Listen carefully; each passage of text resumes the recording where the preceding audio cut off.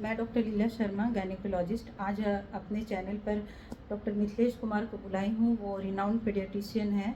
तो वो आज आपको बताएंगे कि न्यू बॉर्न बेबी जो होता है उसको क्या वैक्सीनेशन होना चाहिए। इससे बहुत सारे मरीज होते हैं, जैसे डिलीवरी हुआ बच्चे को उठाकर घर चले जाते हैं, तो ऐसा नहीं होना चाहिए। हर हॉस्पिटल में भी फैसिलिटी है पीडियाट्रिशियन का, तो पीडियाट्रिशियन का होना भी बहुत ज़रूरी है, क्योंकि हम गायनेकोलॉजिस्ट तो डिलीवरी कर देते हैं, बट बच्चे को कोई प्रॉब्लम है कि नहीं है, ये जो मरीज हमसे पूछते हैं वो आपको एक पीडियाट्रिशियन से पूछना चाहिए, क्योंकि वो ज़्यादा अच्छे से बताएंगे। इंट्रायूटेराइन लाइफ में बेबी सही है, यहाँ तक तो हम लोग बात कर लेते हैं, लेकिन डिलीवरी के बाद बहुत सारा हिडन प्रॉब्लम होता है जो अल्ट्रासाउंड भी नहीं बता पाता है, वो सिर्फ पीडियाट्रिशियन ही बता पाएंगे। तो इसके लिए आज हम अपने पीडियाट्रिशियन से कुछ सवाल पूछेंगे, जैसे न्यू बॉर्न बेबी जब इनको हम हैंड ओवर करते हैं तो ये क्या क्या ऑब्जर्व करते हैं, कैसे बताते हैं कि बेबी हेल्दी है, बेबी बिल्कुल सही है, और इसे क्या क्या वैक्सीनेशन होना चाहिए, आज इस टॉपिक पर हम बात करेंगे। तो सर, आप सबसे पहले ये बताइए कि न्यू बॉर्न बेबी जब आपको मिलता है तो आप कैसे डिसाइड करते कि हाँ ये बच्चा हेल्दी है या फिर इसको कोई प्रॉब्लम है।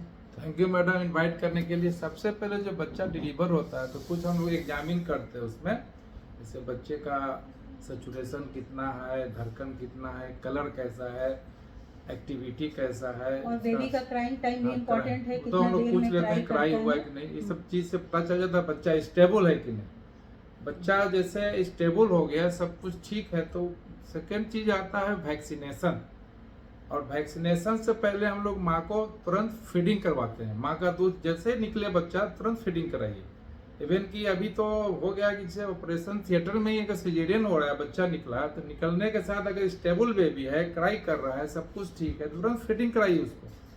फीडिंग करा के फिर उसको हम लोग लाते हैं, एक जगह होता है रेडिएंट वार्मर रहता है, वहाँ पे कुछ जांच करके हम लोग फिर पहुँचते हैं कि वैक्सीनेशन।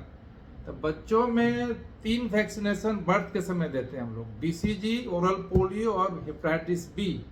हेपेटाइटिस बी तो जन्म के 24 घंटा के अंदर ही फर्स्ट डोज, 0 डोज जिसको बोलते हैं, दे देना चाहिए। बाकी बीसीजी, ओरल पोलियो भी अगर साथ में दे दिया जाए तो और बढ़िया है। ये 3 वैक्सीन बर्थ के समय देना है। साथ में वैक्सीन दे करके हम लोग वेट एंड वॉच में रखते हैं कि कुछ उसका एडवर्स इफेक्ट तो नहीं, और हैंड ओवर करते हैं। फिर नेक्स्ट वैक्सीनेशन जो है 6 वीक में डेट आता है, उसके बारे में समझाते हैं हैंड ओवर करते समय। फिर 1 वीक में बच्चे को हम लोग फॉलोअप में बुलाते हैं, ताकि बच्चे का जो रूटीन जो रख रखाव है वो चल रहा है कि नहीं ठीक। अच्छा, तो ये बताइए डॉक्टर साहब कि अगर मान लीजिए किसी बच्चे ने जन्म के वक्त बीसीजी का वैक्सीनेशन नहीं लिया, तो फिर वो कब उसको अगला वैक्सीनेशन बीसीजी का लगेगा। बहुत अच्छा क्वेश्चन है। अगर कोई बच्चा छूट गया, ऐसे तो बीसीजी का वैक्सीन 1 ईयर के अंदर कभी भी दे सकते हैं, 1 साल के अंदर, लेकिन प्रयास करना चाहिए कि नेक्स्ट विजिट में जो बुलाते हैं हम लोग 1 वीक 10 दिन में, उसमें दे दिया जाए उसको। अच्छा, तो और एक, जैसे बहुत सारे बच्चे होते हैं कि जन्म के बाद उनको निमोनिया का बहुत प्रॉब्लम आता है, बहुत सारे मरीज आते हैं कि बच्चे को बार बार खांसी, सर्दी, निमोनिया हो रहा है, तो उसके लिए कोई टीका है आपके पास जो आप वैक्सीनेट कर दे तो बेबी निमोनिया से ग्रसित ना हो। एग्जैक्टली 6 वीक में जब बच्चा होता है, 1.5 महीना का, तो उसमें हम लोग निमोकोकल वैक्सीन फर्स्ट डोज देते हैं। साथ में अभी पेंटावालेंट वैक्सीन मिल रहा है वो देते हैं, और रोटा वायरस का वैक्सीन देते हैं। निमोकोकल वैक्सीन निमोनिया से भी प्रिवेंट करता है, और 5 साल के अंदर बच्चों में होने वाले बहुत से खतरनाक बीमारी को भी बचाता है। साथ में जो पेंटावालेंट वैक्सीन में हिब है कॉन्जुगेट, एच इन्फ्लुएंजा टाइप ई, वो भी ऐड किया रहता है। इससे भी बहुत हद तक निमोनिया और बहुत बीमारी जो है 5 साल के अंदर को बचाया जा सकता है। तो निमोकोकल 3 डोज दिलाना बहुत जरूरी है। 6 वीक मतलब 1.5 महीना में फर्स्ट डोज, फिर हम लोग देखते हैं 10 वीक 2.5 महीना, फिर 3.5 महीना में 3 डोज दिलवा देने से निमोकोकल का खतरा, बहुत निमोनिया का खतरा बहुत हद तक कम हो जाता है। अच्छा डॉक्टर साहब, अभी बहुत सारी माताएं आती हैं, बोलती हैं मेरे बच्चे को इतना वैक्सीन लगेगा, इतना पेन होगा, तो अभी शायद पेनलेस वैक्सीन भी आ गया है, तो आप लोग अगर इसके बारे में नहीं जानते हैं तो डॉक्टर साहब आपको बताएंगे कि पेनलेस वैक्सीन क्या होता है। वैक्सीन जैसे पेन वाला वैक्सीन जैसे DPWP है ना, ये जो पेंटावालेंट वैक्सीन में जो पर्टुसिस कंपोनेंट है उसी से पेन होता है।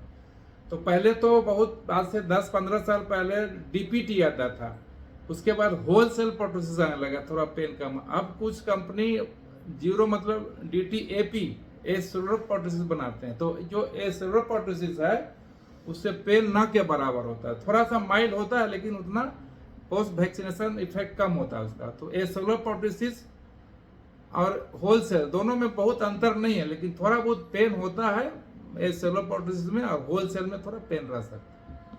अच्छा, अगर बीसीजी कोई पेशेंट को आप दिए हैं तो वहाँ पर कैसे उसको क्या केयर करना होगा? हाँ, बहुत अच्छा कोच। बीसीजी देने के बाद हम लोग पेरेंट्स को बोलते हैं कि जहाँ वैक्सीन है, सबसे पहले बीसीजी वैक्सीन ऑलवेज लेफ्ट, बाएं हाथ के ऊपर में देते हैं, जहाँ पे कर बनता है वहीं पे देना है।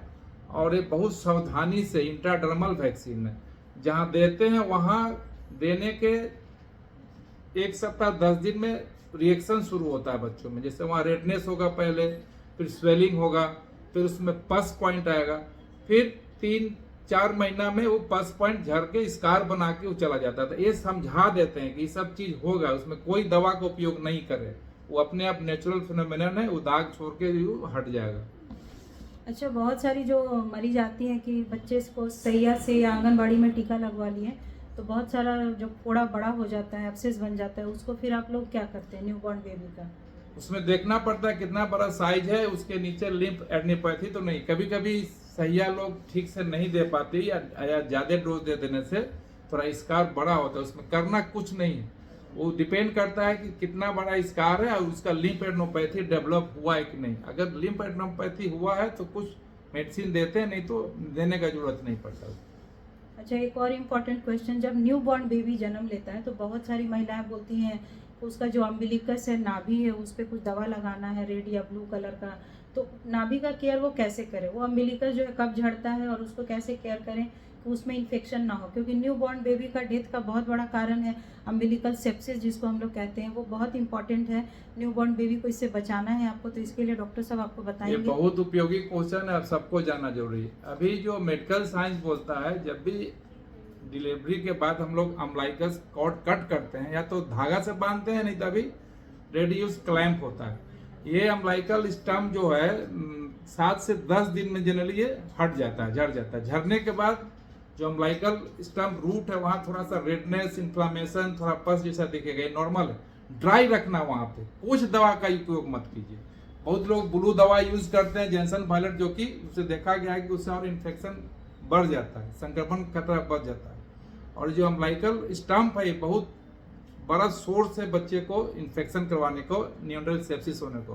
तो ध्यान रखना है कि क्लीन रखना है, गंदा हाथ टच नहीं करना, कोई दवा का प्रयोग नहीं करें। अगर बाद में कुछ रेडनेस लगे, पस जैसा देखे, तो तुरंत पेडियाट्रिशियन से कांटेक्ट कीजिए, वो कुछ मेडिसिन दे सकते हैं। थैंक यू, आज आपको इतनी इंपॉर्टेंट जानकारी मिली। अगर आपको और कुछ जानना है तो आप इस चैनल पर अपना क्वेश्चन रखें, हम लोग उस टॉपिक पर भी आपको वीडियो बनाकर दिखाएंगे। धन्यवाद।